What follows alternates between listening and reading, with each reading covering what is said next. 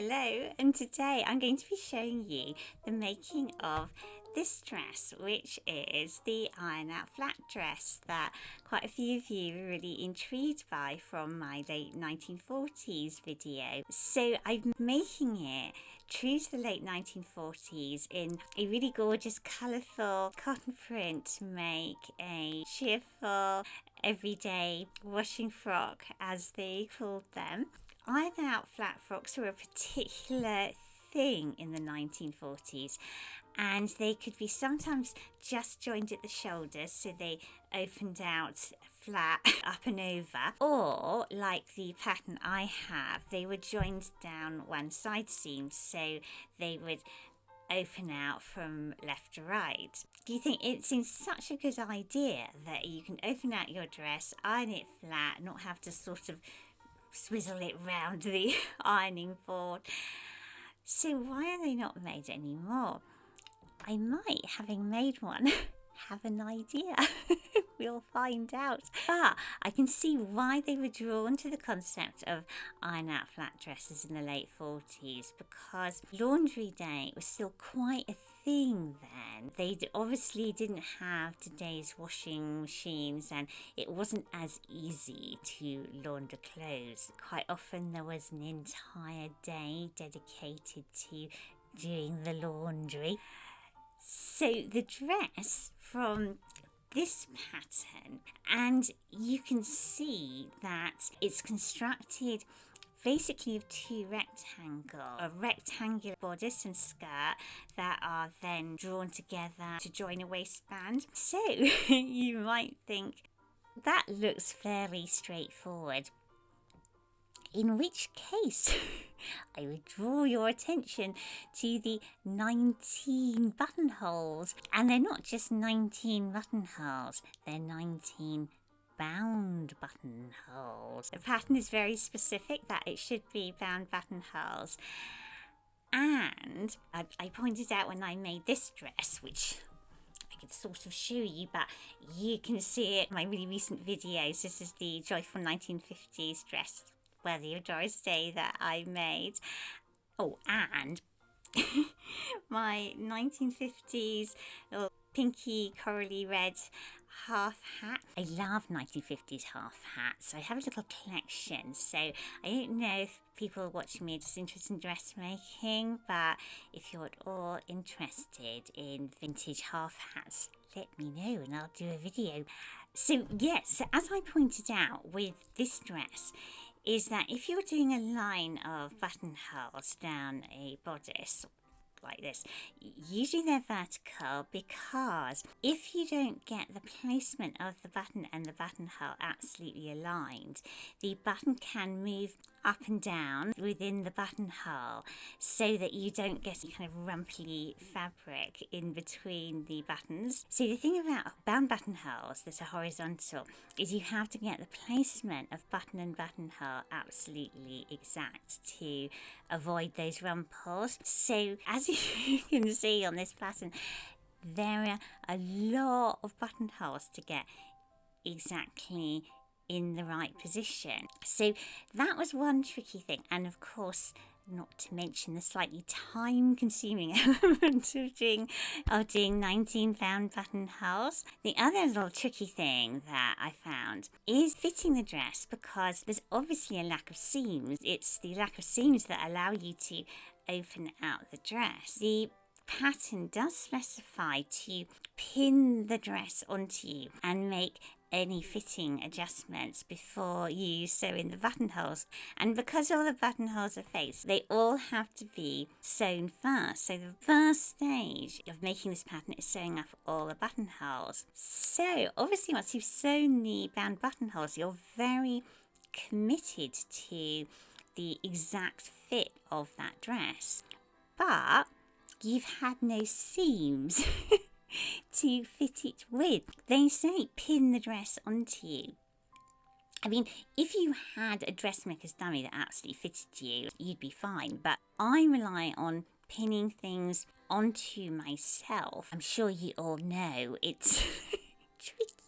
So pinning an entire dress onto yourself and being sure that you've got the fit absolutely right of what is a fitted bodice with the bound buttonholes is kind of slightly anxiety making.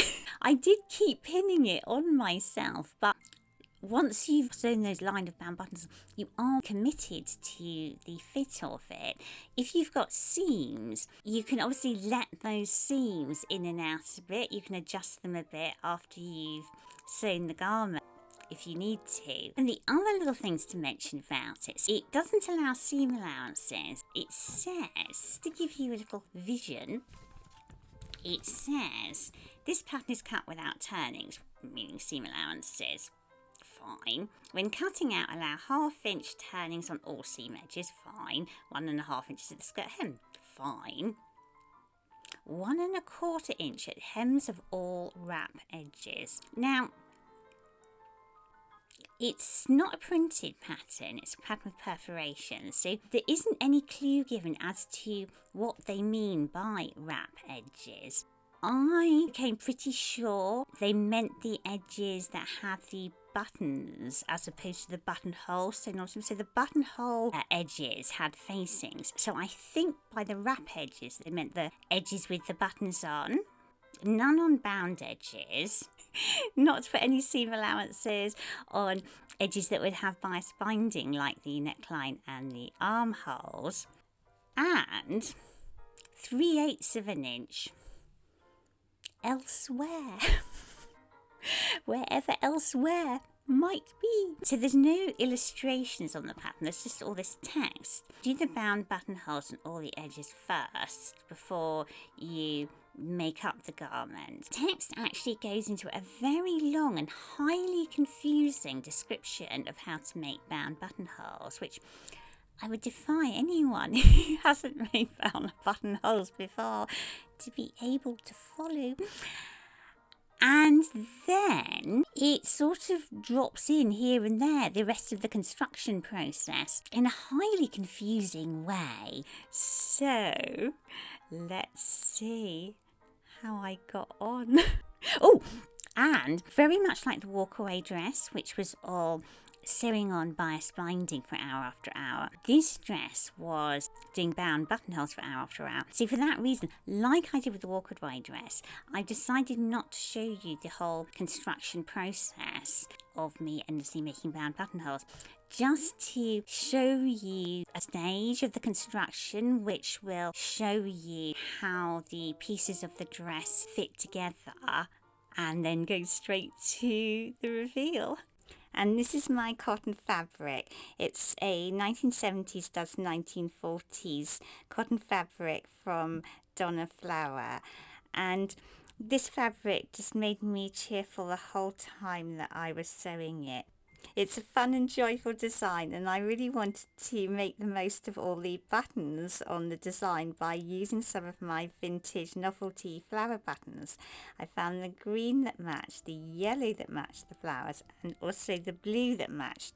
But I had to order some scarlet buttons because it's actually not red in the pattern, it's a kind of corally reddy scarlet. So I ordered some buttons to go with it, and rather than just use one colour, as you can tell, I thought I would use all, well, 3 there, but all the 4 colours of the fabric, and then alternate the buttons so that they would look almost like colourful sweets.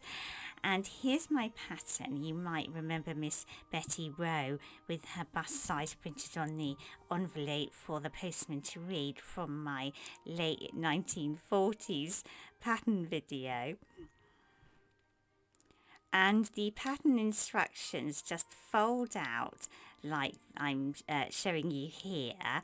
And on one side you have got the diagram of the pieces and the diagram of how the dress is going to look, and on the other you have a lot of text on how to make up the dress, most of which is highly confusing and dedicated to how to make bound buttonholes. More useful is the little guide at the top as to what the perforations in the paper pattern mean. And the original pattern pieces are very fragile, so I traced them all before I began onto pattern paper. And I also transferred the pattern markings, such as the straight of the grain and any folds and darts, onto that pattern paper.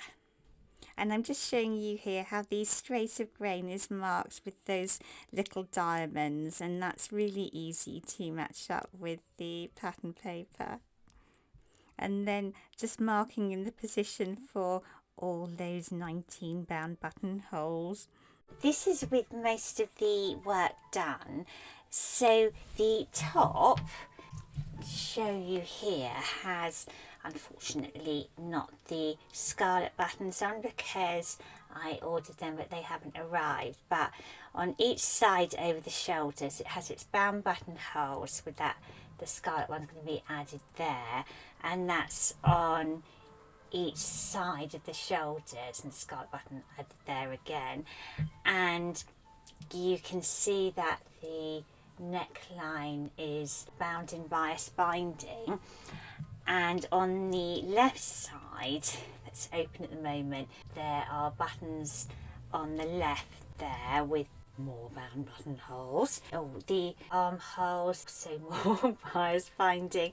And then you just run a gathering stitch around the base of the bodice there, and then the skirt, bound buttonholes down the left side of the skirt, so it will go from the left all the way down, and then a gathering stitch is run round the top of the skirt too.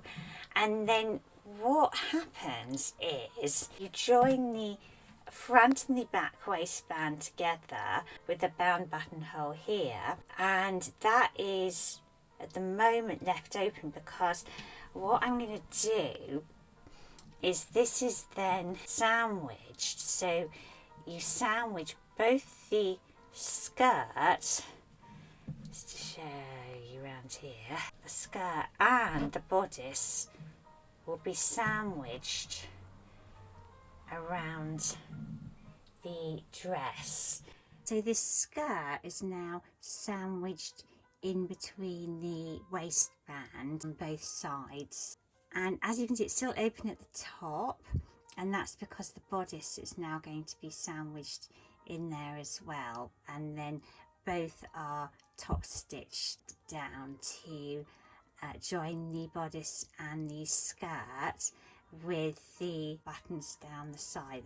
So just to show you what the dress looks like before I put it on, to attempt to hold it out so that you can see it, and you can see it's just joined. You have a right side with one side seam and the sleeve there, and then you put it on with great difficulty because I was thinking it's kind of like a wrap dress, isn't it? But without being stretchy and actually being very fitted. Well, I'm just showing you, I have put some rickrack braid around one part of the waistband, and I want to put rickrack braid around the upper part of the waistband, but it hasn't arrived yet. Both my green rickrack braid I wanted for both the top and bottom of the waistband, and my scarlet buttons are very slow in arriving. So you'll just need to imagine that that waistband also has green rickrack braid around the top too, and has scarlet buttons. See, the sleeves actually, they're a bit loose right at the very edges because that's where the scarlet buttons are going to go, at the edges of those sleeves. But I'm really pleased with the effect of the different coloured buttons.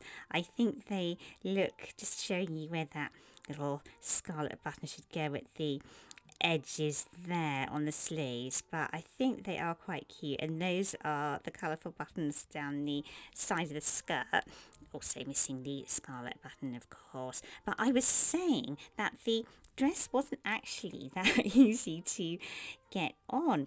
I mean, I've been doing yoga and dance for a long time, so I can contort myself, which I definitely needed to get the left side. It was the bit under the arm on the bodice that it's quite something to wrap your arms around and do up that left side. So I'm thinking that I might cheat and put a little tiny metal zip, a proper vintage zip, just into that right side seam, because otherwise, you know what it's like, if something's a little tricky to put on, you end up not wearing it.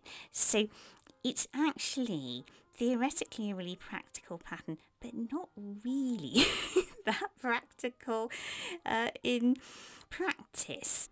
All that said, this dress really does tick all the boxes for the really colourful, cheerful, everyday washing frocks of the late 1940s with the A-line skirt and the fitted bodice. That slightly sort of fit and flare shape was so popular then, and the colourful floral print too, and the grown-on sleeves. And if you're wondering about my little 40s, late 40s style little kind of tilt straw hat, I'll link the details from where I got it from below. So thank you very much for watching my video. And what I'll do, is it's a shame not to have shown those scarlet buttons on the dress as well, I shall attempt to do a little short video of the dress. Those scarlet buttons are added so you can see the full effect. And of course, in ordering the scarlet buttons and generally searching for them, I've done a massive vintage haberdashery haul. I have both recently been to a vintage fair where I found all kinds of haberdashery goodies, and I also might have ordered more than just the scarlet buttons.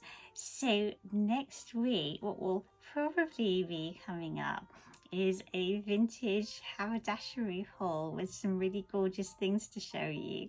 So I hope that I'll see you then. And in the meantime, if you could like this video, I'd be really grateful, and consider subscribing. Thank you, and I'll see you next week.